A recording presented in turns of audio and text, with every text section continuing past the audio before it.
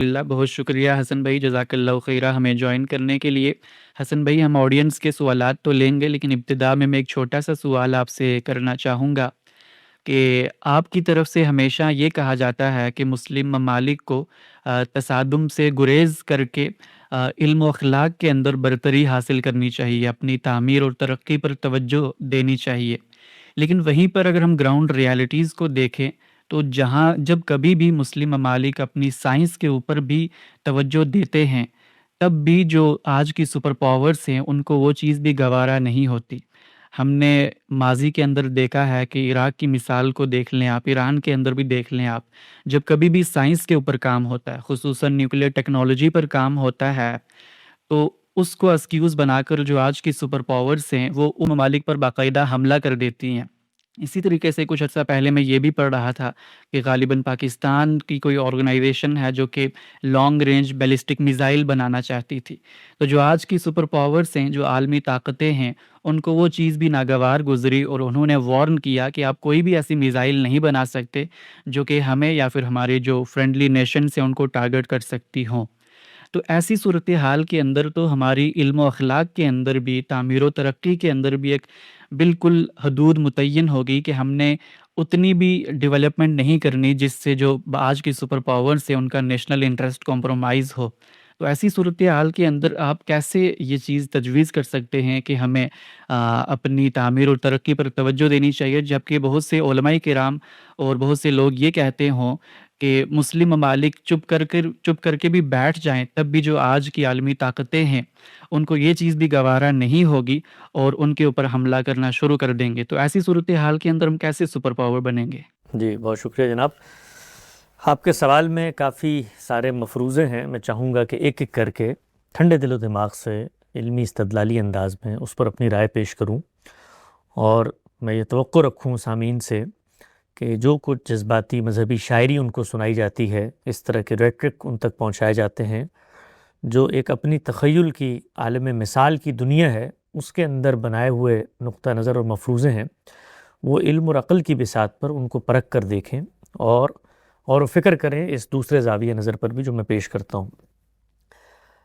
دیکھیے، جہاں تک اس دعوے کا تعلق ہے کہ یہ جو عالمی طاقتیں ہیں، سپر پاورز ہیں، امریکہ ہے، یورپ ہے، ان میں سے کسی کو مسلمانوں کا وجود ہی گوارا نہیں ہے، اور ہم کسی بھی پہلو سے اگر اپنی داخلی تعمیر اور ترقی کی طرف گامزن ہوتے ہیں تو یہ چیز بھی ان کو اتنی ناگوار گزرتی ہے اور ان کے دلوں میں ہماری نفرت پیوست ہے کہ یہ کسی بھی صورت میں ہمارا وجود برداشت کرنے پر آمادہ نہیں ہے، اور ان کی یہ خواہش اور کوشش ہوتی ہے کہ کسی طریقے سے مسلمان ممالک کا، مسلمانوں کا دنیا سے خاتمہ ہو، یا کم سے کم اگر وہ رہیں تو ذلت اور محکومی میں اور ڈی اسٹیبلائز ہو کے رہیں۔ یہ ایک دعویٰ ہے، اور یہ دعویٰ ہمارے ہاں کی جو مذہبی تنظیمیں ہیں، بالعموم مذہبی ذہن ہے، وہ کرتا ہے، مسلمان عوام کو سمجھاتا ہے کہ ان کے ساتھ تمہاری دشمنی ہے، اور یہی وجہ ہے کہ قرآن مجید میں اور باقی الہامی جو ہمارے پاس آثار ہیں ان کے اندر بھی اللہ تعالیٰ نے ہمیں یہی بشارت دی ہے کہ تمہارے کبھی دوست نہیں ہو سکتے، یہ تمہیں مارتے ہی رہیں گے، اور انہوں نے تمہیں مارا بھی ہے۔ لہٰذا تم یہ جو سامنے کا مقابل نیریٹو سنتے ہو ہم جیسے طالب علموں کا، یہ بھی اصل میں اسی مغرب کے اعلی کار ہیں جو تمہیں مغرب سے دوستی پر آمادہ کرتے ہیں، ورنہ حقیقت تو یہ ہے کہ مغرب ہمارا ازلی ابدی دشمن ہے اور اس کو ہمارا وجود سرے سے گوارا ہی نہیں ہے۔ اس دعوے کو اگر آپ حقیقت کی میزان پر پرکھیں تو یہ بالکل بے بنیاد دعویٰ ہے، یہ بالکل بے حقیقت دعویٰ ہے، یہ بالکل بے سر و پا دعویٰ ہے۔ جو اب تک کی تاریخ ہے وہ اس کے بالکل منافی کھڑی ہوئی ہے، الٹ کھڑی ہوئی ہے۔ یعنی حقیقت کی دنیا میں اس دعوے کی کوئی قدر و قیمت نہیں ہے۔ ہو سکتی تھی، یعنی دنیا بھر میں تہذیبوں کا تصادم بھی ہوتا ہے، تہذیبوں کے درمیان ایک دائمی مخاصمت بھی ہوتی ہے، اور ابدی خاتمے کی خواہش بھی ہوتی ہے، ہو سکتا تھا۔ لیکن اب تک کی جو تاریخ ہے، دوسری یا پہلی جنگ عظیم کے بعد سے جو دنیا کا ورلڈ آرڈر بنا ہے، جس کے اندر یہ سپر پاورز بنے ہیں، ان کے ہاتھ میں طاقت آئی ہے، اس تاریخ کا اگر آپ مطالعہ کریں تو وہ اس دعوے سے بالکل مختلف ہے۔ بلکہ اس تاریخ کے اندر جو سب سے دلخراش چیز ہے وہ یہ ہے کہ جن ممالک نے دوسرے کے خاتمے کی خواہش رکھی، یا عمومی طور پر قتل عام کیا، یا مسلمانوں کا خون بہایا، وہ یہ عالم مغرب نہیں ہے، وہ خود مسلمانوں کی اپنی اقوام ہیں جنہوں نے آپس میں ایک دوسرے پہ جنگیں کی۔ آپ اگر دیکھیے مصر اور یمن کی آپس کی جنگ اور لڑائی، ہزاروں لاکھوں لوگوں کی اس میں ہلاکت۔ مراکش اور الجزائر کی آپس کی لڑائی، ہزاروں لاکھوں لوگوں کی اس میں ہلاکت۔ آگے بڑھیں آپ، ایران اور عراق کی لڑائی، عراق اور کویت کی لڑائی، اس سے آپ آگے بڑھیں پاکستان اور بنگلہ دیش کی لڑائی، پاکستان اور افغانستان کی لڑائی، آپ اس سے آگے بڑھیں سعودی عرب اور یمن میں حوثیوں کی لڑائی، آپ اس سے آگے بڑھیں شام کے اندر ایران اور اس کے بعد ترکی کی لڑائی اور سعودی عرب کی لڑائی، اس سے آگے آپ بڑھیں خود ترکی اور کردوں کی لڑائی، اس سے آگے آپ بڑھیں خود ایران اور کردوں کی لڑائی، اس سے آگے آپ بڑھیں خود ایران کے اندر داخلی لڑائیاں، آپ اس سے آگے بڑھیں سوڈان کے اندر خود مسلمانوں کی داخلی لڑائیاں۔ الغرض اتنی لمبی فہرست ہے جس میں مسلمان ممالک نے مسلمانوں پر ان گزشتہ 60-70 سالوں میں، جہاں پر یہ عالمی قوتیں اپنی جگہ پر موجود تھیں، ان کے ہاتھ میں نظم اقتدار تھا، وہ چاہتے تو پہلے دن یہ فیصلہ کر لیتے کہ ہم نے یہاں پر کسی ملک کا وجود گوارا نہیں کرنا۔ جس وقت سلطنت عثمانیہ کا خاتمہ ہوا ہے، پوری دنیا میں مسلمانوں کی 3-4 کل ملا کر سلطنتیں، ممالک موجود تھے۔ آپ اگر دیکھیے افغانستان کے اندر ایک بادشاہت موجود تھی، وہ عمان کے اندر ایک سلطنت موجود تھی، اور یمن کے اندر کوئی امامیہ سلطنت چھوٹی موٹی سی موجود تھی۔ کوئی ملک نہیں تھا جس کو آپ کہہ سکیں کہ یہ مسلمانوں کی ٹیریٹری ہے، یہاں پر وہ مل کر اپنا قانون ضابطہ آئین دستور بنائیں گے، اپنی مملکت کا انتظام انصرام کریں گے، کوئی ملک نہیں تھا۔ تو اگر ان کے پیش نظر ابدی خاتمہ ہوتا تو پہلی جنگ عظیم کے خاتمے کے بعد تو ہمارا دنیا کے اسٹیج سے صفایا ہو چکا تھا، یعنی ہم تو لوگوں اور جتھوں اور ایک مرگ امبو تھا، کوئی ملک نہیں تھا، کوئی ٹیریٹری نہیں تھی۔ تو انہوں نے تو یہ لکیریں کھینچیں، 2-3 آپ کے پاس چھوٹے چھوٹے سے ملک تھے، اس کے بعد 57 عالمی سلطنتیں آپ کے گرد و پیش میں قائم ہو گئیں۔ تو یہ جو مسلمان ممالک کی باہمی مخاصمت تھی جو گزشتہ 60-70 سالوں میں سامنے آئی ہے، کبھی ہم اس کا ذکر نہیں کرتے، کبھی ہم اس کو زیر بحث نہیں لاتے۔ اس میں انسانوں کا قتل ہوا ہے، مسلمانوں کا قتل ہوا ہے، اور یہ جو قتل ہوا ہے اس کے اعداد و شمار کو اگر آپ جمع کریں تو یہ 60 سے 80 لاکھ، محدود اندازے کے مطابق 60 سے 80 لاکھ لوگ ہیں جن کا آپس میں ہم نے قتل کیا ہے۔ تو اس کو اگر آپ حقیقت کی بنیاد پہ دیکھیں تو پھر تو نتیجہ یہ نکالنا چاہیے کہ دنیا میں مسلمان ممالک ہیں جو ایک دوسرے کا وجود برداشت اور گوارا کرنے پر آبادہ نہیں، ان کے سب سے بڑے دشمن خود مسلمان ہیں۔ یہ میں نے آپ کو چند مثالیں دی ہیں، آپ اس کے اندر اترتے چلے جائیں تو آپ کو یہ معلوم ہوگا کہ خود مسلمان ممالک کی جو داخلی خانہ جنگیاں ہیں، ان کے اندر جو مسلمانوں نے دوسرے مسلمانوں کا قتل عام کیا، کبھی ہمارے کانوں پر جوں نہیں رینگتی، کبھی ہمارے لیے یہ چیز باعث تشویش نہیں ہوتی۔ صرف شام کا گزشتہ 15 سالوں کا آپ مطالعہ کریں تو آپ کو اندازہ ہو جائے گا کہ جو کچھ تو خون کا بازار وہاں پہ گرم رہا۔ ہماری تو رسائی نہیں ہے یمن تک، تو اندازہ ہوگا کہ وہاں پر ہمارے خادم الحرمین الشریفین اور ہماری سلطنت، جن کے تحت ہم اپنی مقدس مقامات کی حفاظت ان کو تفویض کر چکے ہیں، وہ جس طرح سے برسر پیکار ہے۔ ہم لوگ جو پاکستان میں رہتے ہیں ان کو افغانستان کے مسلمانوں سے کیا کچھ سہنا پڑا ہے۔ تو لاکھوں نہیں کروڑوں لوگوں کی ہلاکتیں ہیں جو گزشتہ 60-70 سالوں میں مسلمان ممالک کی باہمی ایک دوسرے پر چپکلش اور حملہ آور ہونے کے نتیجے میں سامنے آئی ہیں۔ یہ تصویر ایک طرف رکھیے۔ اس کے بعد دوسری جنگ عظیم کے بعد سے اب تک کوئی 70-75 سال گزر چکے ہیں۔ آپ مجھے بتائیے جو فاتحین تھے دوسری جنگ عظیم کے، روس، امریکہ، برطانیہ یا یورپ کا پورا اتحاد ملا لیں، انہوں نے براہ راست کن مسلم ممالک پہ حملہ کیا؟ آپ ذرا تعداد گن کے بتائیے مجھے۔ یعنی پہلا حملہ ہے جو مسلمان براہ راست امریکہ پر کیا ہے 2001 11 ستمبر میں، اور وہ حملہ ایک دن میں نہیں ہوا۔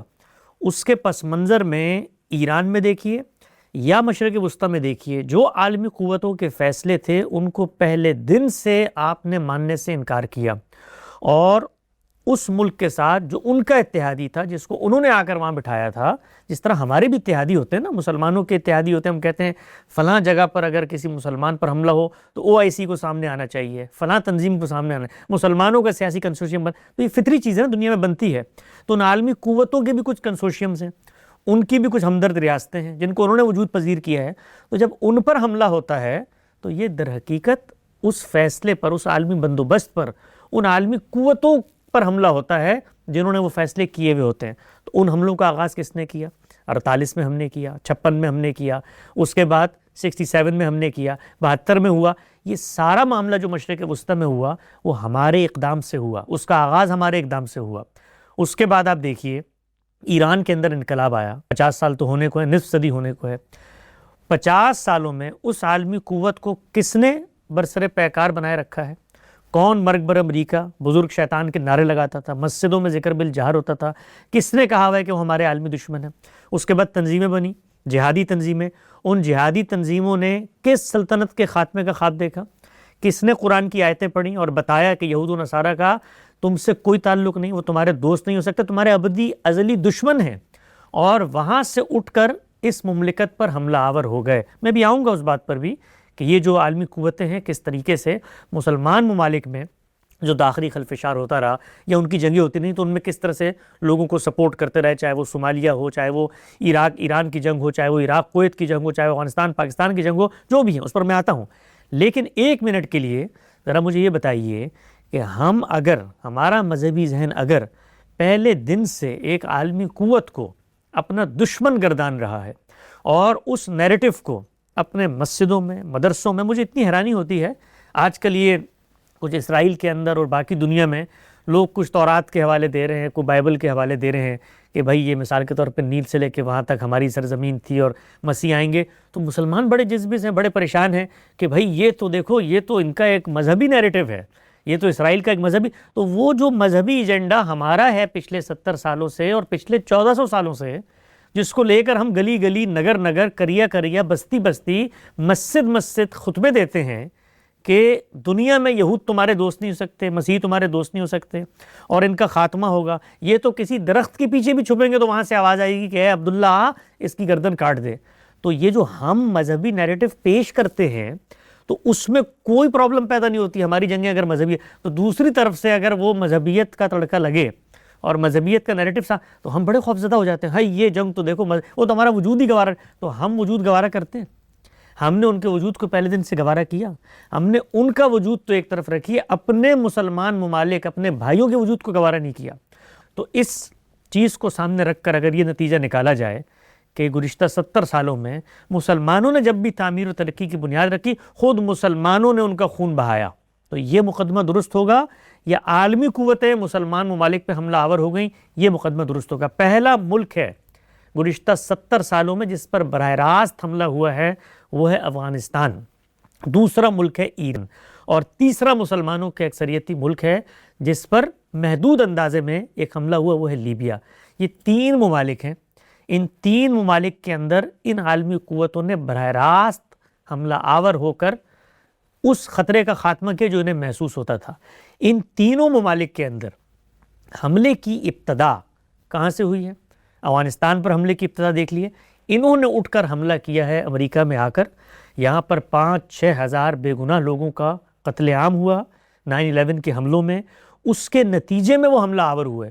اس حملے میں انہوں نے ظلم کیا، تعدی کی، وہ سارے معاملات ان سے دنیا بھی پوچھے گی، ان کی عوام بھی پوچھتے اور آخرت میں اللہ بھی پوچھے گا، اور ہمیں بھی حق ہے پوچھنے کا کہ آپ نے کمبیٹنٹس کو مارا، نان کمبیٹنٹس کو مارا، جو ظلم عدوان تعدی انہوں نے کیے ہر ایک کو حق ہے. لیکن حقیقت کی دنیا میں رہیے کہ اگر وہ چاہتے تو ان 70 سالوں میں 57 ممالک ہیں، ہر سال ایک ملک پہ حملہ آور ہونا تھا اور اس کا خاتمہ کرنا. بھائی ان 57 ممالک کی لکیریں انہوں نے کھینچ کے دی ہیں، انہوں نے یہ تقسیم کی ہے. ہماری 2-3 ممالک تھے، ہمیں 57 ممالک مل گئے. اچھا یہ ممالک جو ہمیں ملے، آپ کبھی دنیا کے نقشے کے اوپر ان ممالک کی جو حیثیت ہے، ان کے پاس جو وسائل ہیں، دنیا کا نظم و نسق، انتظام و انصرام چلانے کی جو صلاحیت ہے، اس کا کوئی موازنہ کسی دوسری قوت سے آپ کر نہیں سکتے.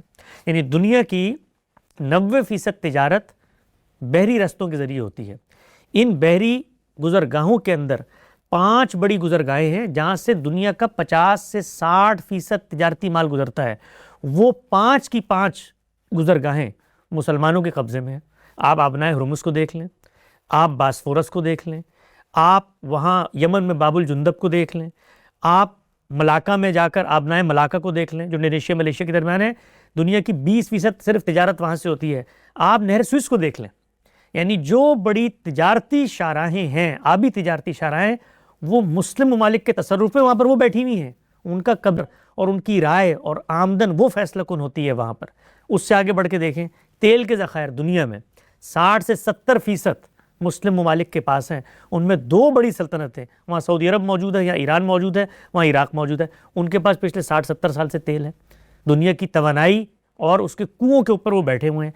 تو یہ اگر عالمی قوتیں یہ چاہتی کہ بھائی یہ معاملہ نہ ہو، تو ان کے پاس تو اس کا اتنا زبردست اختیار تھا دوسری جنگ عظیم کے بعد کہ وہ جو چاہتی معاملہ کرتی تقدیر و قسمت کا. ہم میں سے کوئی شخص اس جگہ پر نہیں کھڑا ہوا تھا کہ ان کا ہاتھ بھی پکڑ سکے. یعنی وہ جو ہاتھ پکڑنے کے لیے کھڑے ہوئے تھے ہٹلر، ان تک کا خاتمہ انہوں نے کر دیا. تو ہم کس کھیت کی مولی تھے؟ تو جو بات ہم سمجھاتے ہیں دنیا کو، بتانا چاہتے ہیں دنیا کو، وہ بات یہ ہے کہ یہ تہذیبیں اپنی تاریخ میں، اور ہم اپنی تاریخ میں ایک ہی تھے. دنیا ایک ہی تھی، حملہ آور ہوتی تھی، قبضہ کرتی تھی، اور اس کے بعد اپنا جھنڈا گاڑتی تھی، لوگوں کو باج گزار بناتی تھی. مرد غلام بنتے تھے، عورتیں لوڈیاں بنتی تھیں. ان کے اندر یہ تہذیب پیدا ہوئی، ان عالمی سامراج، ان لوگوں کے اندر یہ فلسفہ، یہ خیال، اور یہ بھی یہاں کے کچھ دانا اور حکیم دانشوروں نے پیدا کیا کہ لڑنے بھڑنے کے نتیجے میں نہ تم محفوظ رہو گے نہ دنیا آگے بڑھے گی. کچھ سوشل سائنسز کی ریفارمیشن ہوئی، کچھ قانون کی حکمرانی، کچھ حق خود ارادی، کچھ بنیادی انسانی حقوق، کچھ ان چیزوں کو ماننا کہ کچھ دستوری ریاستیں ہوتی ہیں ان کے اندر لوگوں کو آزادی، کچھ شخصی معاملات اور ریاست کے یہ بحثیں پیدا ہوئیں. ان کے نتیجے میں ایک نعمت غیر مترکبہ ہم لوگوں کو حاصل ہو گئی. یعنی وہ تھوڑے سے انسان بنے تھے، فائدہ ہمیں ہو گیا، ہم تو خاتمے کی طرف گامزن تھے. میں نے آپ سے عرض کیا کہ افغانستان، عمان اور یمن کو ہٹا کر سلطنت عثمانیہ کے خاتمے کے بعد ہمارے پاس دنیا میں تھا کیا؟ ہر جگہ پہ یہی بیٹھے ہوئے تھے، ان کی حکومت تھی، ہم تو ان کے باج گزار تھے، ہم تو ان کے رہین منت تھے. تو ان کے اندر تہذیب پیدا ہونے کی صورت میں کچھ ہمیں بینیفٹس مل گئے اور کچھ نہیں. جو ملے وہ دنیا کی تاریخ میں مسلمانوں کو کبھی حاصل نہیں رہے. صحابہ کرام کے زمانے تک کہتے ہیں نا ہماری 5 بر اعظموں میں حکومت تھی، اس کا رقبہ اور آج مسلمان مملکتوں کو جو رقبہ حاصل ہے، موازنہ کریں تو صحابہ کرام رقبے سے دگنا اور تگنا رقبہ آج ہمیں حاصل ہو گیا. یعنی اس سے ڈبل اور ٹرپل بڑی سلطنت ہے جو 57 اسلامی ممالک کی صورت. اور وہ ممالک کون سے ہیں کہ صرف آبی گزرگاہیں نہیں، صرف تیل کی توانائی نہیں، ان کا محل وقوع آپ دیکھیے، اس وقت بھی آپ دیکھیے دنیا کے وسط میں وہ سلطنتیں موجود ہیں. اور ان سلطنتوں کو اگر یہ تہذیب خاتمے پر آتی تو خاتمہ ہو چکا تھا، وجود بخشا ہے دوبارہ سے مہلت دی ہے. تو اس پس منظر میں اگر آپ دیکھیں کہ وہ اگر ہمارے ابدی ازلی دشمن ہیں، وجود ہی گوارا نہیں کرتے، تو یہ 50-60 سال پہلے ہمیں یہ 57 ممالک کی لکیریں کھینچ کے دینے کی ضرورت کیا تھی؟ اور جب دے دی تو دینے کے بعد وہ حملہ آور ہوئے ہم پر، ہم نے اقدام کیا ہے ان سے نفرت کا.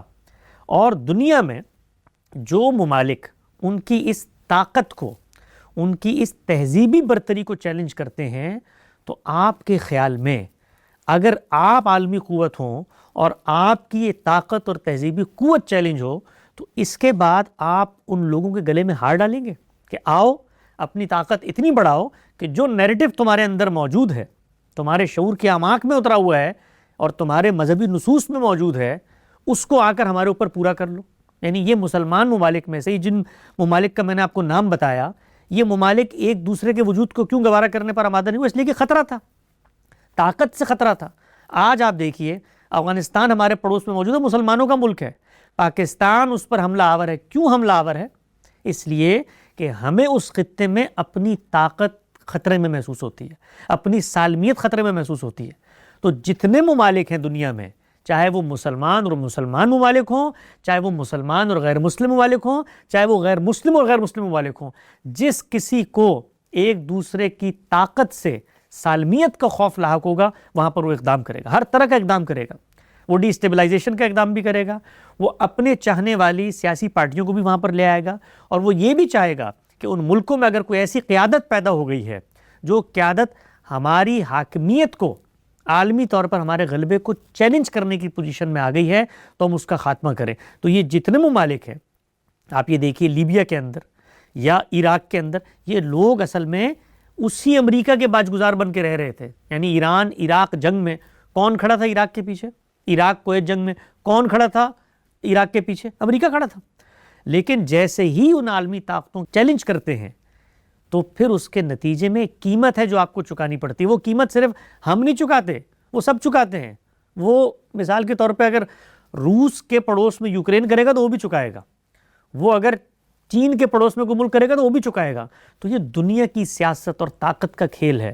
اس کے اندر ہم یہ کہیں کہ ہم تو ان کو چیلنج کریں گے جی، ہم تو ایٹمی طاقت بنا رہے ہیں، اپنی تعمیر و ترقی کر رہے ہیں. اس سادگی پہ کون نہ مر جائے خدا. یعنی ایٹمی طاقت تعمیر و ترقی نہیں ہے.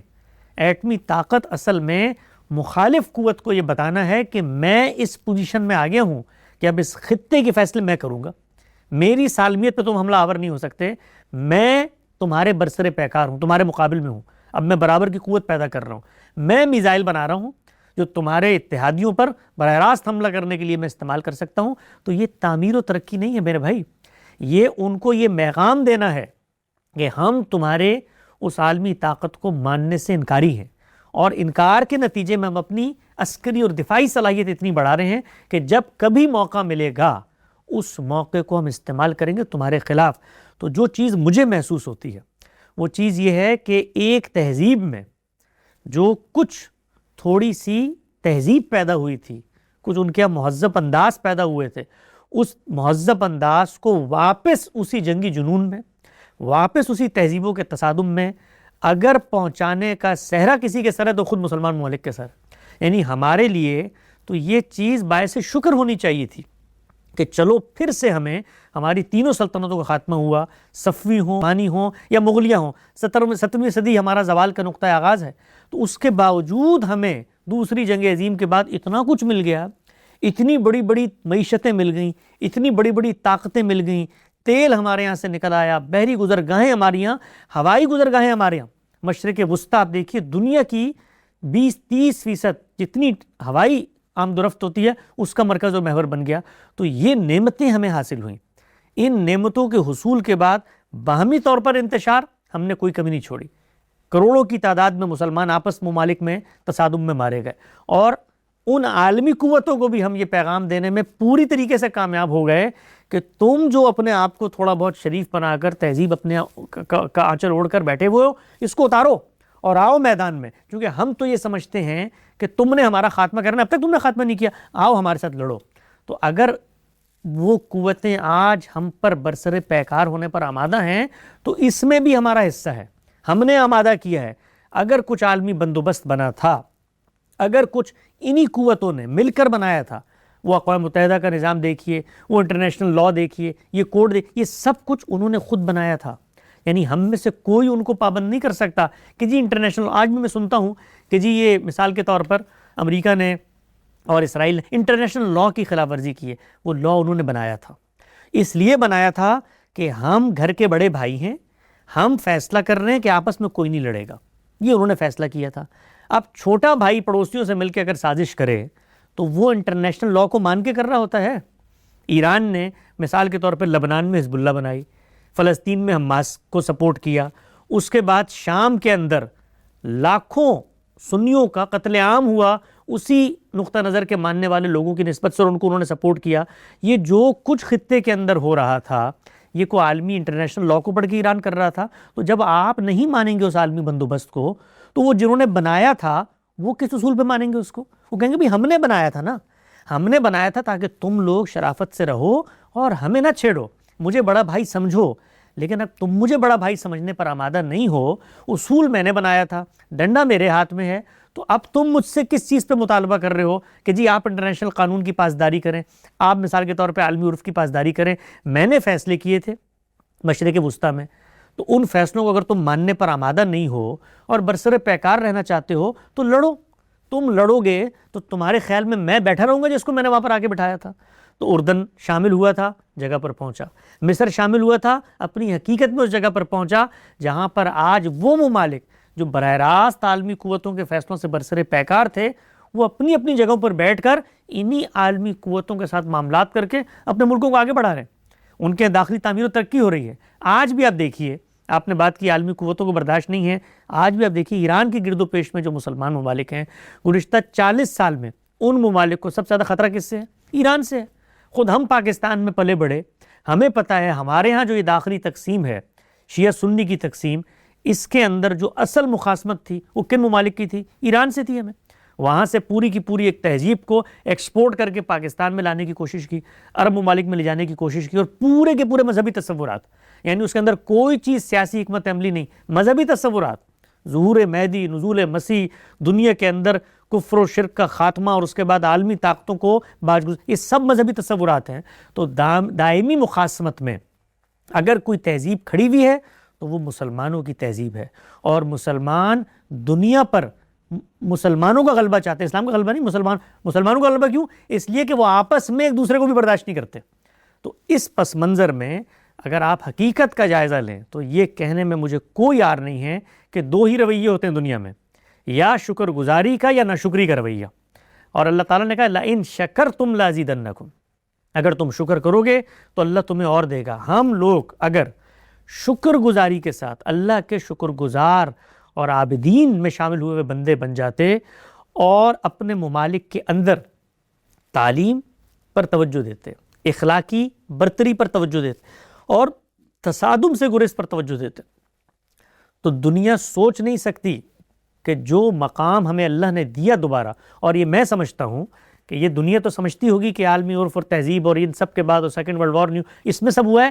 صرف یہ نہیں ہے, اس میں خدا کی اسکیم بھی شامل ہے کہ مسلمانوں کو اس نے برقرار رکھنا ہے, دوبارہ سے اٹھانا ہے.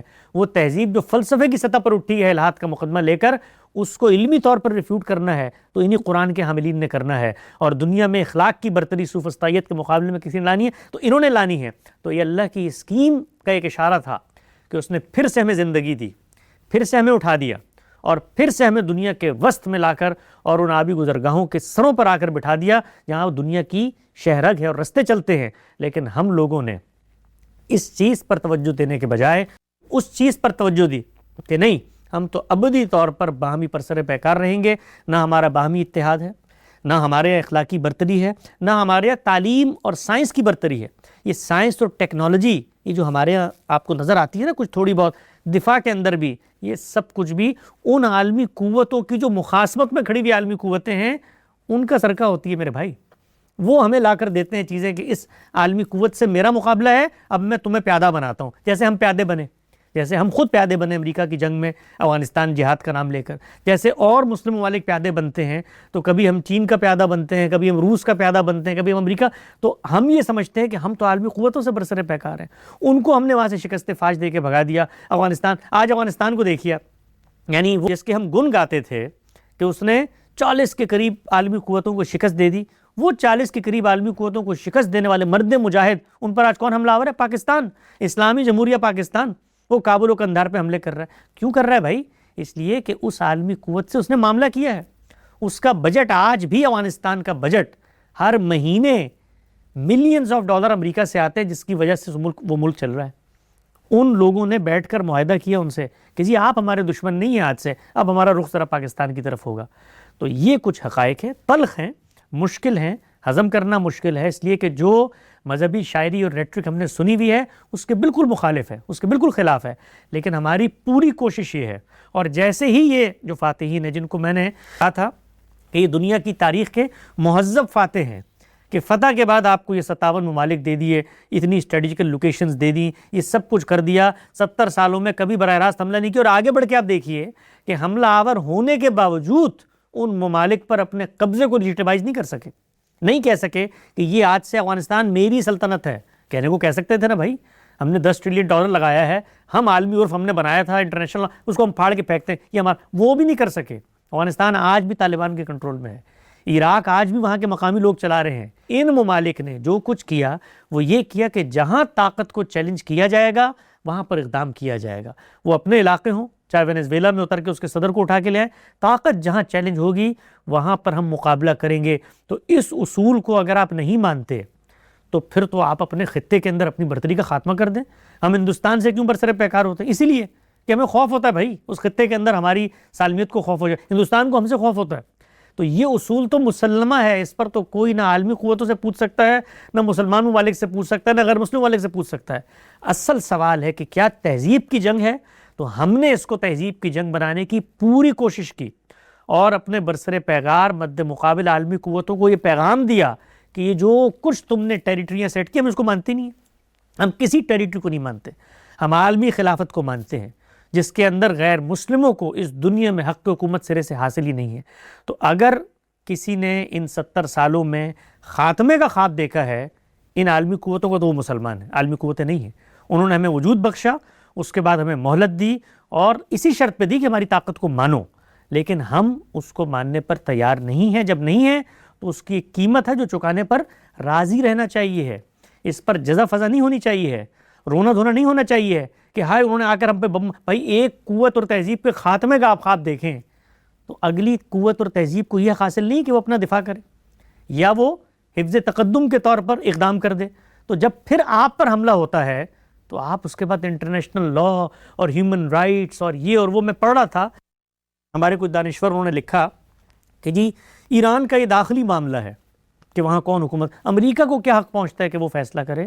ایران نے اس خطے کے اندر امریکی مفادات کو چیلنج کیا، تو داخلی معاملہ تھا، تو ایران کے اندر رہتے لبنان میں کیوں گئے؟ حزب اللہ کیوں بنائی؟ حماس کی سپورٹ کیوں کی؟ آپ نے حوثیوں کو کیوں سپورٹ کیا سعودی عرب کے خلاف؟ کون سا انٹرنیشنل لا آپ نے دیکھا؟ تو اگر یہ داخلی معاملہ تھا کسی مملکت کے اندر تو بھائی آپ بھی تو مملکت سے باہر نکلے ہوئے ہو، خطے کے اندر اثر و رسوخ قائم کر رہے ہو، عالمی قوتوں کے فیصلوں کو چیلنج کر رہے ہو، تو پھر برسر پیکار ہو نا۔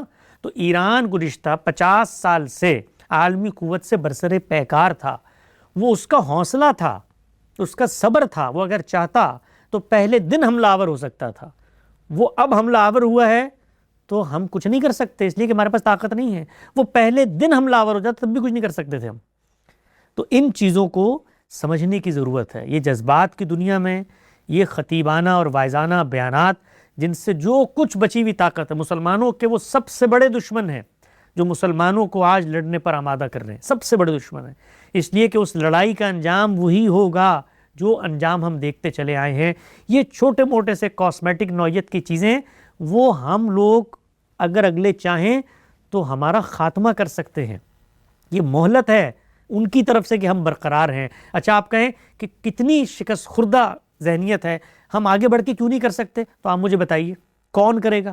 یعنی پورے مسلم ممالک کے اندر 4 ممالک ہیں جن کے پاس باقاعدہ ایئر فورس ہے، کچھ ترکی، مصر، یہ سعودی عرب اور پاکستان، ٹھیک ہو گیا۔ ان میں جو کچھ فضائی قوت موجود ہے لڑنے کی، ان کی 90% ٹیکنالوجی مغربی اقوام کی دیوی ہے، وہ جہاز اڑ کے اس طرف جا نہیں سکتے۔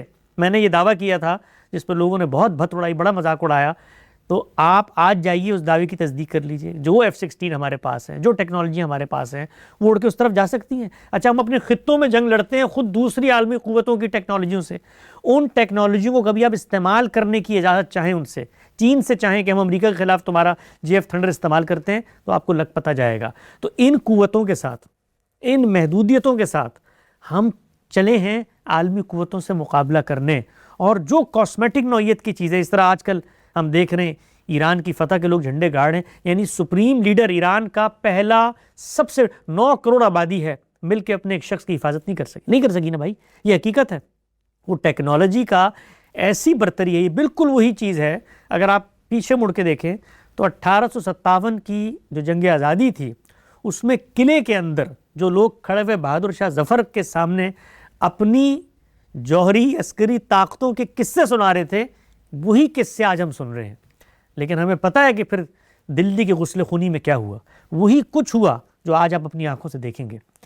تو ہم لوگ اپنے آپ کو دنیا کے سامنے پیش کر رہے ہیں کہ آؤ ہمارے گلے کاٹو، آؤ ہمیں مارو، تاکہ پھر ہم نوحہ گری کریں اور اس کے بعد چیخیں کہ تم لوگ ہمارے وجود کو گوارا نہیں کرتے۔ تو جس کو ہو دین و دل عزیز اس کی گلی میں جائے کیوں؟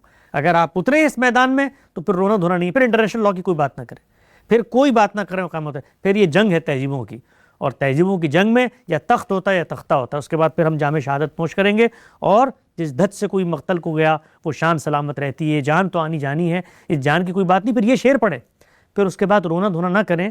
تو میرے خیال میں مسلمانوں کے ہاں جس چیز کو اجاگر کرنے کی ضرورت ہے، اور وہ پہلا آدمی جس نے اجاگر کیا خود مسلمانوں نے اس کے ساتھ کیا کہ وہ سر سید علیہ رحمت تھے، سر سید احمد خان، جس نے اس چیز کو پہچانا کہ ہم کہاں پہنچ چکے ہیں، تہذیبی طور پر کہاں پہنچ چکے ہیں، اور اب آگے کا لاہ عمل کیا ہے۔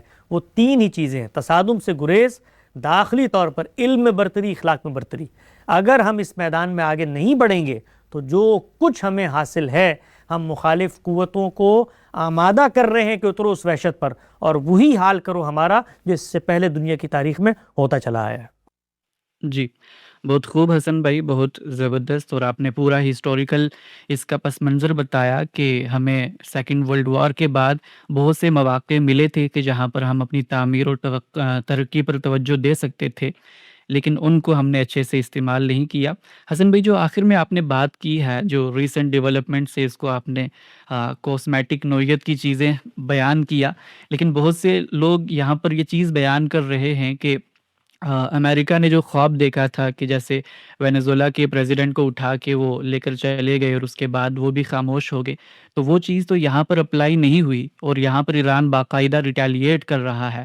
اور سب سے بڑی بات، جو اسٹریٹ آف ہارموز ہے اس کو بھی بلاک کرنے کی کوشش کی جا رہی ہے، جس کی وجہ سے پوری دنیا میں آئل کے پرائزز جو ہیں وہ بڑھ چکے ہیں، شیئر مارکیٹ پوری کی پوری کریش ہو چکی ہے. تو کہیں نہ کہیں ایران کے اٹیک کے بھی ہمیں بہت سی ایسی چیزیں دکھ رہی ہیں کہ جو آج کی سپر پاورز ہیں وہ بھی اس سے خطرہ محسوس کرتی ہیں. اور بہت سے لوگوں نے یہ بھی کہا کہ ابھی جو ریسنٹ سرمنی ہوئی تھی ٹرمپ کی، کہ ٹرمپ پر جادو ہو چکا ہے، اور بہت سے لوگ مل کر اس کے لیے دعائیں کر رہے ہیں. اور کچھ لوگوں نے تو اپنے باقاعدہ تھمبنیلز کے اندر بھی یہ لکھا کہ امریکہ کے راکٹس ختم ہو چکے ہیں. تو اس سیلیبریشن کو آپ کس نظر سے دیکھتے ہیں؟ دیکھیے، جو بھی عالمی بندوبست اپنے کیے ہوئے فیصلوں کو بدلنے کی کوشش کرے گا تو ایک قیمت اس نے بھی اس کی چکانی ہے. اگر امریکہ یا عالمی سامراج کچھ تہذیب کا لبادہ اڑ کر کچھ اپنے آپ کو، اپنی طاقت کو پابند اقدار کر کے بیٹھا ہوا تھا انٹرنیشنل لاء کے نام پر، اقوام متحدہ کے نام پر، اور وہ قبا اتار دیتے ہیں، وہ اب اس نہاد میں نہیں رہتے، تو کچھ قیمت ان کو بھی ادا کرنی پڑے گی. اور وہ قیمت صرف یہ نہیں ہے کہ وہ جن جگہوں پر موجود ہیں خود اپنے ملکوں میں ادا کرنی پڑے گی. اس ملک میں اس وقت امریکیوں کی اکثریت یہ جو تہذیبی طور پر تبدیلی آ رہی ہے اس کے حق میں نہیں ہے. ہم سے زیادہ بلند آوازیں داخلی طور پر یہاں موجود ہیں کہ اگر دنیا کو ہم اسی نہج پر لے جا رہے ہیں، اگر کوئی آمادہ بھی ہے تب بھی ہمیں صبر سے کام لے کے ڈپلومیسی کو رستہ دے کر، اور اس طریقے سے جو اسرائیل کی یہاں پر مداخلت ہے اس کے زیر اثر یہ کام نہیں کرنے چاہیے. تو قیمت اس کو بھی ادا کرنی پڑے گی. یعنی ایسا نہیں ہو سکتا کہ جب جنگ ہوتی ہے تو پھر تہذیب کی جنگ ہوگی تو پھر تو اس کی قیمت سب کو ادا کرنی پڑے گی. امریکہ بھی وہ قیمت ادا کر رہا ہے، اس نے کی اور مزید بھی کرے گا اگر وہ خود اپنے بنائے ہوئے فیصلوں پر پابند نہیں رہتا، کارگر نہیں رہتا، اور وہ وہی ظلم و عدوان کرتا ہے جو ظلم و عدوان جس کے خلاف اس کا مقدمہ ہے کہ میں کھڑا ہوا ہوں.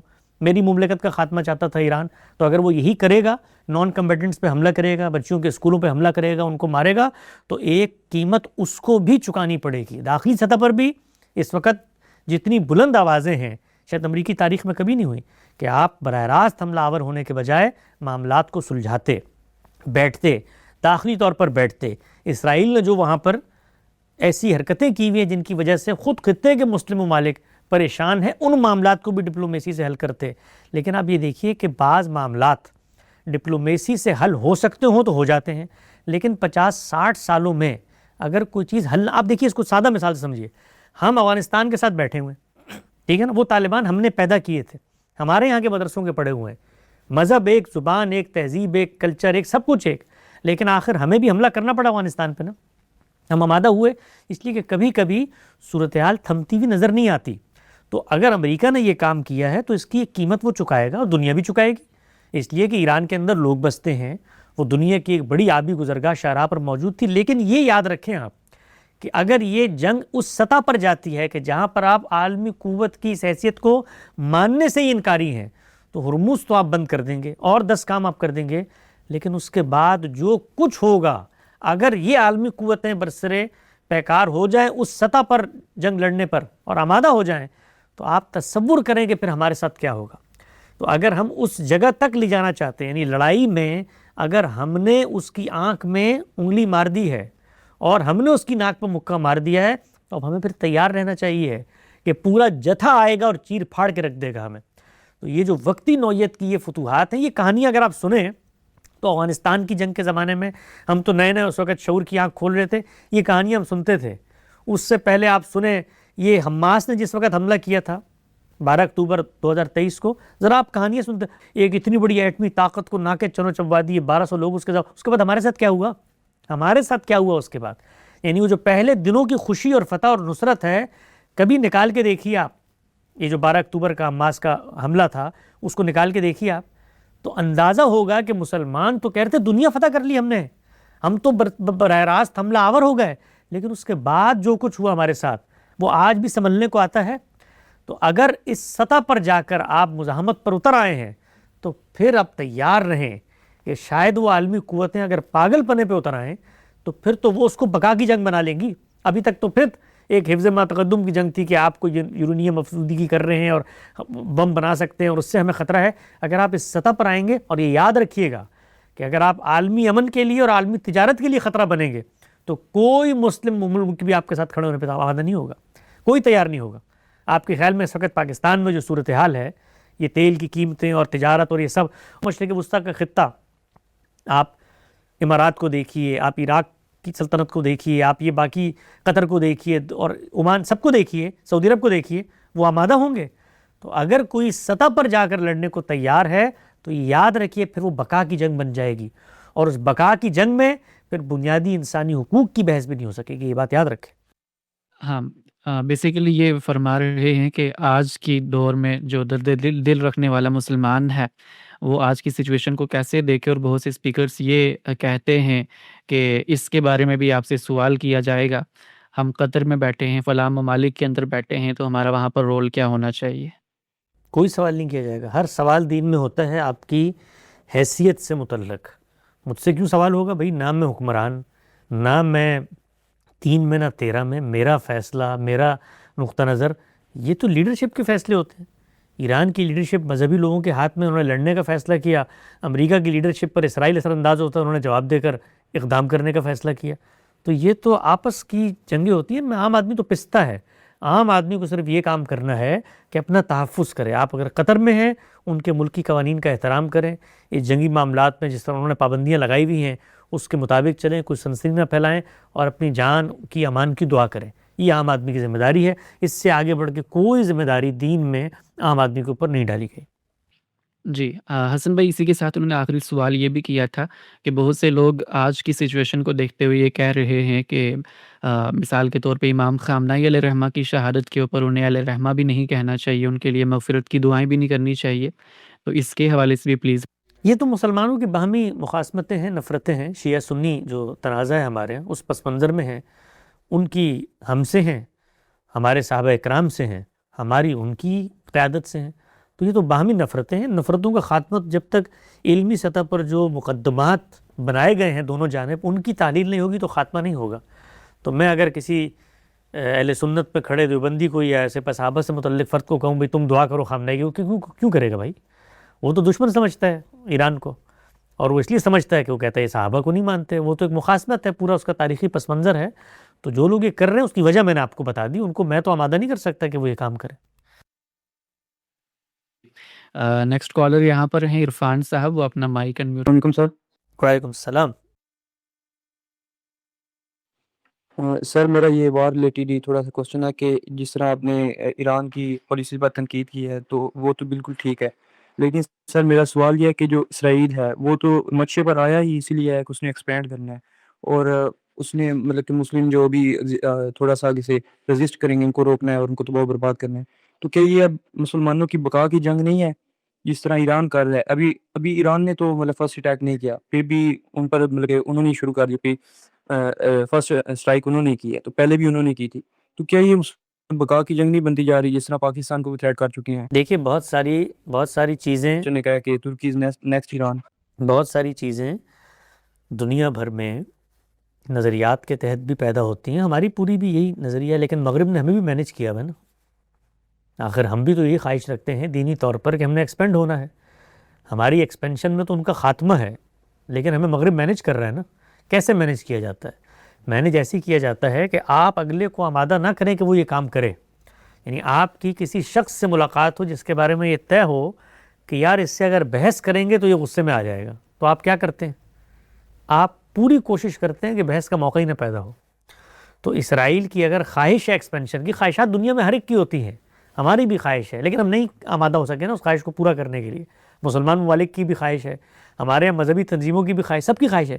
خواہش تکمیل تک نہیں پہنچ سکتی اگر امکانات کی دنیا میں وہ وجوہ اور اسباب پیدا نہ ہو جائیں جس سے آپ اپنا اقدام کر کے خواہش کی تکمیل کر سکیں. تو اسرائیل اگر پیدا ہی اس لیے ہوا ہے، ایک منٹ کے لیے مان لیتے ہیں، اگرچہ میں اس نقطہ نظر سے آمادہ نہیں ہوں، مذہبی جو نیریٹیوز ہوتے ہیں وہ مذہبی کتابوں میں رہتے ہیں، اور دنیا کی جو عملی حقائق اور سیاست ہوتی ہے وہ روزمرہ کی زندگی کی ضرورت ہوتی ہے. تو مذہبی نیریٹیو جس طرح ہمارے ہاں ہیں اس طرح اسرائیل کے بھی ہوں گے، لیکن وہ جب وہاں پر بنے ہیں ان کے ساتھ ایک اتنا بڑا معاملہ ہوا جو ہولوکاسٹ کے اندر ہوا، اور پھر وہ وہاں پر آ کر عالمی قوتوں نے وہاں پر ان کو بٹھایا. بٹھانے کے بعد ان کی خواہش یہ تھی کہ بھائی ہم تو یہاں پر آئے ہیں تو آنے کے بعد ہمیں ویلکم کیا جائے، ہمیں عالمی قوتوں کی آشد بار سے ہم بیٹھ رہے ہیں. لیکن ان کو اندازہ ہو گیا کہ مقامی قبولیت نہیں ہے، تو لڑنے بھڑنے کا آغاز انہوں نے بھی کر دیا، نقبہ بھی کیا، اور وہ بیر یونس پہ بھی حملے کیے، اور آپس کی گرد و پیش کی سب کچھ ہوا. تو اس سب میں ہم نے اس کو پورا موقع دیا کہ وہ جتنی طاقت کا ظہور کر کے اپنے مقاصد حاصل کر سکتا ہے کر لے. ہم جنگ لڑیں گے، تم بھی لڑو، ہم پتھر ماریں گے، تم وہاں سے ڈیزی کٹر میزائل مار دینا، کیونکہ تمہارا تو ہدف یہ ہے نا کہ تم تو دنیا پہ قبضہ کرنا چاہتے ہو، ایکسپینشن چاہتے ہو، تو ہم اس میں تمہارے لیے سازگار ماحول پیدا کرتے ہیں. آج دیکھیے لبنان کے 10% حصے پہ اس نے قبضہ کر لیا. جب اسرائیل بنا تھا دنیا کے نقشے پر، اس وقت کا اس کا حجم دیکھیے اور آج کا حجم دیکھیے. تو اگر اس کی خواہش بھی تھی تو خواہش کی تکمیل کے لیے ہم باعث بنے ہیں. جی بہت شکریہ حسن بھائی. آخری سوال لے لیتے ہیں کیا ہم حسن بھائی؟ لے لیں آخری سوال. آخری سوال ہے رمضان صاحب سے، وہ اپنا مائک انمیوٹ کر کے سوال کر سکتے ہیں. جی السلام علیکم ورحمۃ اللہ وبرکاتہ. وعلیکم السلام ورحمۃ اللہ. جی میرا سوال یہ تھا کہ آپ نے جو ابھی کہا نا یہ کہ امریکہ اس لیے ہم لوگوں کے اوپر یعنی حملہ آور ہو رہا ہے کیونکہ ہم لوگوں نے اس کو چھیڑا ہے. تو یہ چیز تو اگر ہم نیٹیگریٹیز یا پھر ریئلسٹک پکچر کو اگر ہم لوگ پیش کریں تو وہ تو یہی ہے نا کہ ہم امریکہ کو جب یعنی امریکہ اور اسرائیل نے جب یعنی فلسطین کے اوپر ظلم کیا ہے تب جو ہے ایران یا پھر جو اسلامی ممالک ہیں انہوں نے یعنی امریکہ کے اوپر حملہ آور ہوئے ہیں. تو جو ریئلسٹک پکچر یہ ہے کہ ہمارے بھائیوں کے اوپر جب حملہ آور یہ لوگ ہوئے ہیں تب ہم لوگ پھر سے حملہ آور ہوئے ہیں ان کے اوپر کیونکہ انہوں نے ہمارے بھائیوں کے اوپر جو ہے وہ حملہ کیا. ایسا نہیں ہوا. یہ چیز یعنی ہم یہ پوری مذہبی شاعری ہے جو آپ کو سنائی جاتی ہے، ایسا نہیں ہوا. ایک خطے کے اندر اسرائیل کو وجود بخشنے کا فیصلہ کیا عالمی قوتوں نے، اس کو مسلمانوں نے ماننے سے انکار کیا. اردن اس پہ حملہ آور ہوا، مصر اس پہ حملہ آور ہوا، شام اس پر حملہ آور ہوا. ہم نے جنگیں کیں، اقدام کر کے جنگیں کیں، ان جنگوں میں ہمیں شکست ہوئی اس لیے کہ پیچھے امریکہ کھڑا تھا. اس کے بعد اس کے 20-30 سال کے بعد ایران وجود پذیر ہوا. اس نے وہی اسٹریٹجی جو لڑنے کی اپنائی ہوئی تھی، عالمی قوتوں کے فیصلے کو نہ ماننے کی اپنائی ہوئی تھی، اسی کو اپنایا اور مزاحمت کو تیز کیا. اس میں کئی مرحلے آئے سیاسی مفاہمت کے، ان سیاسی مفاہمتوں کو فیل کرنے کی پوری کوشش کی گئی. اوسلو معاہدہ ہوا جس میں دونوں ریاستوں نے ایک دوسرے کے وجود کو تسلیم کرنے کی بات کی. اس کے بعد جو کچھ مذہبی تنظیمیں تھیں، حماس، حزب اسلامی، جہادی تنظیمیں، انہوں نے اسرائیل کے اندر حملہ آور ہو کر کچھ تو خون کا بازار گرم کیا، خود کش حملے کیے، دسیوں کی تعداد میں عام لوگوں کو مارا. تو یہ ایک تاریخ ہے. یہ جو ایک سیکنڈ میں آ کر ایک کہانی سنائی جاتی ہے کہ یہ ہم لوگ بیٹھے ہوئے تو سکون سے امریکہ نے آ کے حملہ، ایسا نہیں ہوا نا بھائی. حقیقت کی دنیا میں ایسا نہیں ہوا. کون سا حملہ کیا امریکہ نے فلسطینیوں کے اوپر؟ اسرائیل کو وہاں پر لا کر برطانیہ نے معاہدہ باسفور کے بعد بٹھایا، اس کے بعد اقوام متحدہ نے اس کو تسلیم کیا، اس کو ہم نے ماننے سے انکار کر دیا. اس کے بعد باہمی جنگیں ہوئیں، ان جنگوں میں وہ جیتا، اس نے اپنی ایکسپینشن کی، ہم بھی لڑتے رہے، وہ بھی لڑتا رہا، لڑتے لڑتے یہاں تک پہنچے کہ آپس میں ایک دوسرے کو تسلیم کرے. 90 کے اندر معاملات ٹھیک ہونے شروع ہوئے، دونوں طرف کی مذہبی قیادتوں نے نہیں مانا. اس کے بعد حماس کو وہاں پر اقتدار کس نے دیا غزہ کے اندر؟ یہ مصر کے پاس تھا پہلے غزہ 30 سال، پھر اس کے بعد یہ فلسطینیوں کے سپرد ہوا تو اسرائیل یہاں پہ تھا، اسرائیل نے سپرد کیا حماس کے. وہاں پر الیکشن ہوئے، اس الیکشن میں ایک ملک کے اندر جو فلسطین ہے، دوسری طرف مسلمانوں کی دوسری قیادت برسر اقتدار آ گئی، ان کی باہمی طور پر لڑائی ہوئی. یہاں پر مسلمانوں نے ایک دوسرے کا خون بہایا. ایک دوسرے کو کیا کہتے ہیں آپ ذرا سنیے محمود عباس کی گفتگو حماس کے بارے میں. وہ حماس وہاں پر تھی، ان کو سیاسی ان کا ونگ بنا، انہوں نے حکومت سنبھالی، انہوں نے حملہ کیا اقدام کر کے اسرائیل کے اوپر. اس سے پہلے اسرائیل وہاں پر براہ راست حملہ آور ہوا تھا. تو پہلے ہم نے جو جنگ ہوتی ہے تو جنگ میں تو اگلا لڑے گا نا، تو جنگیں کی ہیں ہم نے. یہ جو کہانی سنائی جاتی ہے کہ ہم تو وہاں سکون سے بیٹھے ہوئے تو اس کے اوپر، بھائی ہم نے جنگیں کی ہیں یار. جنگوں میں خون بہتا ہے، اقدام کرتے ہیں تو جنگیں ہوتی ہیں. اس میں امریکہ ساتھ دیتا ہے اسرائیل کا. یعنی اب حقیقت کی دنیا میں آ کر کھڑے ہو جائیں خدا را مسلمان. یہ جو کہانیاں ہمیں سنائی جاتی ہیں یہ فریب پر مبنی کہانیاں ہیں. جھوٹ پر مبنی کہانیاں ہیں. جب آپ آمادہ جنگ ہوں گے تو خون بہے گا, اس پر نوحہ گری نہیں بنتی. آپ کا صلی اللہ علیہ وسلم جی کہ آپ صلی اللہ علیہ وسلم کے بھی یہی سنا تھا نا کہ جب آپ صلی اللہ علیہ وسلم کو یعنی پاور ملی تو سپر پاورز جو اس وقت کی تھی رومن امپائر اور پرشین امپائر, اس کے خلاف آپ صلی اللہ علیہ وسلم جہاد کیا. حضرت عمر نے بھی کیا, ابو بکر صدیق رضی اللہ تعالیٰ عنہ نے بھی کیا. اور آپ صلی اللہ علیہ وسلم کے بخاری اور مسلم میں حدیث ہے کہ آپ صلی اللہ علیہ وسلم فرمایا کہ مجھے اللہ تعالیٰ نے اس وقت تک جہاد کا حکم دیا ہے جب تک کہ ایک کافر جو لا الہ الا اللہ محمد رسول اللہ کا اقرار رکھتے. جی ہاں بالکل ٹھیک. یعنی اس سے کچھ تو اس کا مطلب یہ ہے, تو بھائی اس کا مطلب یہ ہے کہ جب آپ صلی اللہ علیہ وسلم اتھارٹی میں یہ آپ تو آپ صلی اللہ علیہ وسلم نے حملہ آور ہوئے. بالکل ٹھیک ہے, ہو گیا نا حملہ آور. تو اس کا مطلب یہ کہ جو پچھلا مقدمہ تھا اس کو ذرا واپس لے لیجیے آپ تھوڑی دیر کے لیے, کہ ہم تو بیٹھے تھے امریکہ ہم پر پہلے حملہ. اس کا مطلب یہ کہ آپ نے تو حملہ آور ہونا ہی ہے نا. اس کا مطلب یہ ہے کہ آپ دینی لحاظ سے اس چیز کو جائز سمجھتے ہیں کہ یہ دیکھیے نا, یہ تو میرے پورے موقف کی تائید میں آخر میں آپ نے خلاصہ کر دیا کہ ہمیں تو یہ حق رسول اللہ نے تلقین کی ہے کہ ہم نے حملہ آور ہونا ہے. آپ صلی اللہ علیہ وسلم تو 313 جو ہے وہ بدر میں بات مکمل. تو انہوں نے یعنی اسلحے کو اپنا یعنی وہ مد نظر نہیں رکھا, وہاں پہ انہوں نے یقین کو توقع کو اپنے مد نظر. ایسا بالکل نہیں ہوا, ایسا بالکل نہیں ہوا. کوئی 313 اٹھ کر برسر پیکار نہیں ہو گئے. آپ ذرا پڑھیے سورہ انفال کو کھول کے پڑھیے کہ 313 نے عالمی قوتوں سے مقابلہ کر لیا. کوئی ایسا واقعہ سرے سے ہوا ہی نہیں. جو غزوہ بدر کا مارکا ہوا ہے ذرا اس کو کھول کر سورہ انفال کے اندر پڑھ لیجئے کیا ہوا ہے. اللہ نے فیصلہ کیا ہے, مسلمان آمادہ نہیں تھے جنگ کے لیے, اللہ نے فیصلہ کیا کس طریقے سے وہ ان قافلوں کو وہاں پر لے کر آ گیا. اللہ نے کہا میں نے اس کو یوم فرقان بنانا ہے. 313,000 کے مقابلے میں تھے. اللہ نے کہا میں فرشتے اتاروں گا, نصرت کا اظہار ہوگا, تم نے سینہ سپر رہنا ہے. اس میں خدا کے پیغمبر کے ساتھ فرشتوں کی مائیت کا ظہور ہوا. اللہ نے وعدہ کیا ہوا تھا یہ میرا رسول آیا ہے, وما كنا معذبین حتی نبعث رسولا. جب رسول آ جاتا ہے ہم قوموں کو عذاب دے دیتے ہیں. کتب اللہ لاغلبن انا ورسولی, میں نے فیصلہ کر دیا ان کو غالب کرنے کا. یعذبہم اللہ بایدیکم, تمہارے ہاتھوں سے عذاب آئے گا. یہ پیغمبر ہے, یہ کوئی دائی نہیں ہے عام سڑک پہ کھڑا ہوا. اس کے آنے کے بعد دنیا کی اسکیم نقشہ ہم چینج کر دیتے ہیں. جو اس کو نہیں مانتا وہ ذلت اور محکومی میں رہتا ہے. رسول اللہ نے فرمایا جعل اللہ رزق تحت ذل رمحی وجعل الصغار علی من خالف امری من تشبہ بقوم فهو منہم وحشر معہم. خدا کی مائیت کا ظہور تھا. اللہ نے حکم دیا کہ یہ جنگ تم نہیں کر رہے میں کر رہا ہوں. بدر کی جنگ اللہ نے کی تھی, انسانوں کا فیصلہ نہیں تھا. انسان تو قرآن مجید پڑھیے, انسانوں کا بیان حکایت کر کے اللہ تعالیٰ بتا رہے ہیں کہ ان کی خواہش کیا تھی کہ تجارتی قافلہ آ جائے ان سے برسر پیکار. ہم نے کوشش کی کہ سب ایک نقطے پر اس وقت پہنچیں کہ جہاں پر جنگ چھڑ جائے. اور پھر طاقت کا موازنہ کیا کہا اللہ تعالیٰ نے, 1000 کے مقابلے میں 313, وہی شمشیریں, وہی گھوڑے اور سب, اور فرشتوں کی نصرت. پھر آگے بڑھ کے اللہ تعالیٰ نے کہا اب تمہاری وہ قوت نہیں رہی, ایک کے مقابلے میں 10 ہو تب بھی جنگ نہیں کرنا. اور پھر اسی اللہ تعالیٰ نے 13 سال مکہ میں کہا کفو, اپنے ہاتھوں کو روکے رکھو قتال سے. اسی اللہ تعالیٰ نے کہا, اسی اللہ تعالیٰ نے کہا صلح حدیبیہ کرو, اس موقع پر لڑنا نہیں ہے, مکے کے اندر مظلوم خاندان موجود ہے ان کو نکالنا ہے.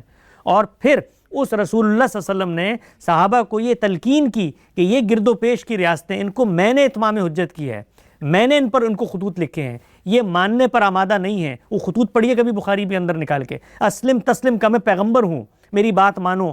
ان کے اوپر عذاب برسانے کی ذمہ داری صحابہ کو دے کر گئی. یہ کوئی عالم کفر سے ہمیشہ کے لیے لڑنے کی بات نہیں تھی. قرآن مجید کو پڑھیے, احادیث کو پڑھیے, ہمارے نقطہ نظر کو جانیے پہلے کہ ہم اس بارے میں کیا کہتے ہیں. پھر آئیے میں انشاءاللہ حاضر ہوں آپ کے ایک ایک سوال کا جواب دینے کے لیے. جی جو اب ایک آنا کہ 313 اور آپ صلی اللہ علیہ وسلم کے ساتھ اللہ تعالیٰ کی غیبی جو ہے وہ امداد جو ہے وہ ساتھ تھی. تو جب آپ صلی اللہ علیہ وسلم نے کیسرا و کسرا کے نام خط لکھا اور ان کو یعنی خط پہنچایا, یعنی آپ صلی اللہ علیہ وسلم نے کسی اپنے یعنی صحابہ کے جو ہے وہ ان کے یعنی پھر حضرت عمر, حضرت ابو بکر رضی اللہ تعالیٰ عنہ, انہوں نے اپنے دور خلافت میں خود کیسرا و کسرا کے ساتھ جنگیں لڑی. ان کی ذمہ تھی.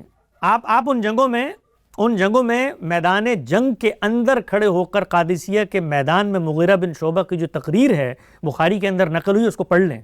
اس تقریر کو پڑھ لیں. وہ بتا رہے ہیں کہ یہ جنگ ہم کیوں کر رہے ہیں. وہ کہتے ہیں اللہ کا رسول ہمارے درمیان آیا تھا, وہ فیصلہ کر کے گیا ہے, اس نے تمہیں خطوط لکھے, اس نے تمہیں سمجھایا, اس نے تم پر اتمام حجت, ہمیں اس نے یہ ذمہ داری دی ہے جاتے ہوئے کہ جو عذاب آنا تھا وہ رسول کے ساتھیوں کے ہاتھ سے آئے گا. خود سورہ توبہ میں اس کو اللہ تعالیٰ نے بیان کیا. وہ عذاب نافذ کرنے ہم آئے ہیں. اور پھر خود انہوں نے بتایا کہ آج ہم جب قتال کر رہے ہیں، قتال زمین پہ کر رہے تھے، لگ رہا تھا آسمان سے ہو رہا ہے، مچھلیوں کے ڈھیر ہمارے سامنے ہاتھ باندھ کر رکھ دیے گئے اور ہم نے ان کی گردنیں اڑا دی. تو یہ الہی سنت کا ظہور تھا، الہی قانون کا ظہور تھا. رسالت مآب صلی اللہ علیہ وسلم اور ان کے صحابہ اس پر مامور تھے. ایک انچ صحابہ کرام وہاں سے آگے نہیں بڑھے. آپ اگر قانون اتمام حجت اور عذاب کے زیر عنوان ہماری 23 اعتراضات سیریز میں گفتگو پڑھ لیں اور ہماری کتاب حدیث پر علم النبی اس میں اتمام حجت اور عذاب کا پورا باب دیکھ لیں تو پورے قرآن مجید، پورا ذخیرہ حدیث اس کو سامنے رکھ کر ہم نے بتایا ہے کہ صحابہ کے اکرام کی غایت کیا تھی، مقصد کیا تھا، اذن اور حکم ان کو کیسے ملا اور یہ کس الہی قانون کے تحت ہوا ہے. اس میں آپ پہلے ہماری رائے پڑھ لیں، اس پر آپ کو کوئی سوال ہو تو میں حاضر ہوں. لیکن یہ آپ جان لیں، یہ مسلمانوں پر بالکل واضح ہو جانا چاہیے ہے ان کی تقریر سن کے کہ یہ وہ مذہبی ذہن ہے جو بات کرتا ہے جب بم گرتا ہے یا کہیں پر کوئی خون نکلتا ہے تو یہ دیکھیے یہ غیر مہذب فاتحین اور یہ عالمی سامراج اور انٹرنیشنل لا اور اقوام متحدہ یہ کسی کو نہیں مانتا ہے، ہمارا خاتمہ چاہتا ہے. اور گفتگو کیا ہے کہ ہمارے پیغمبر نے روما اور فارس کی سلطنتوں کا خاتمہ کیا تھا، صحابہ اکرام نے کیا تھا، ہم بھی کریں گے، بغیر طاقت کے کریں گے. 313 لڑ گئے تھے، ہم بھی لڑیں گے. تو یہ نیریٹو جب ایک طرف آپ رکھیں گے تو اس کے بعد مسلمانوں کا رونا دھونا نہیں بنتا. جی اس کا مطلب آپ یہ کہہ رہے ہیں کہ آپ صلی اللہ علیہ وسلم فرما گئے کہ رسول اللہ نے بالکل ٹھیک عمل کیا. رسول اللہ نے نہیں بالکل ٹھیک، رسول اللہ نے بالکل ٹھیک عمل کیا. محمد رسول اللہ اقرار کافر مذہب، رسول اللہ نے بالکل ٹھیک عمل کیا، قرآن کے مطابق کیا. صحابہ نے بالکل ٹھیک عمل کیا، قرآن کے مطابق کیا. آپ کی جو انڈرسٹینڈنگ ہے وہ غلط ہے. آپ صلی اللہ علیہ وسلم فرمایا ہے.